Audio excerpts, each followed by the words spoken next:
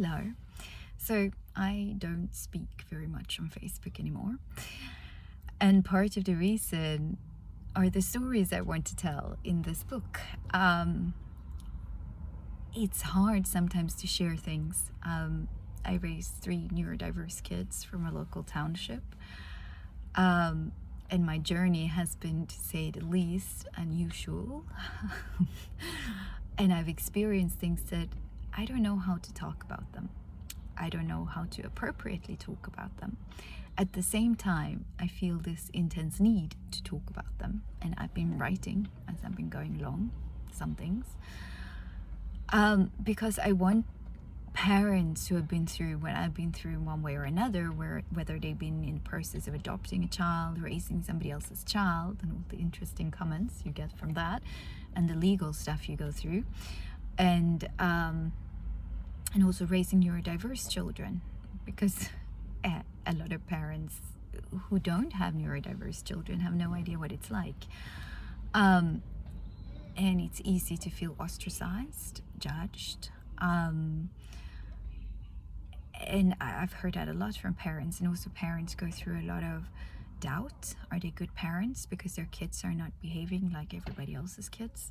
Obviously it has nothing to do with that, but from the outside as well, like I've had people come up to me in shopping malls and berate me for my parenting skills when my kid was having like a meltdown, and other people come up and hug me and tell me what an amazing person I am for the same reason. And it's a journey, but obviously it's your kids you're talking about, so how much do you share? How do you share it? But I feel that it's time to start speaking again. I used to have a blog that I loved very much, called Confessions of a Dizzy Blonde, that was filled with sex jokes and inappropriate swear words that then, when you have social workers going through every particle of your life, you might not want to have on the internet. But the blog is still there. I hid a lot of posts, but the blog is still there, and I still think it's funny. And it's still, when I write, I like that sense of humor, right? It's always going to be there, but that's another topic I can cover. Are you a woman or just a mom? But I want to connect with other mothers. I've also been through things like, what happens if your child gets arrested? Shut. If you're hiding from gangsters, I've tried that too. You know, I've been through a lot, and it's been hard, but it's also life affirming because of the person I've become through it all. And I want to start talking again, and I feel like crying now because this is still, it's hard. And I would like to raise some funds as well, because I would like to take the time to write this book, and bring awareness to these things, and set up some kind of social media around it, and learn how to speak about it in a way that honors my family, the people I met along the way,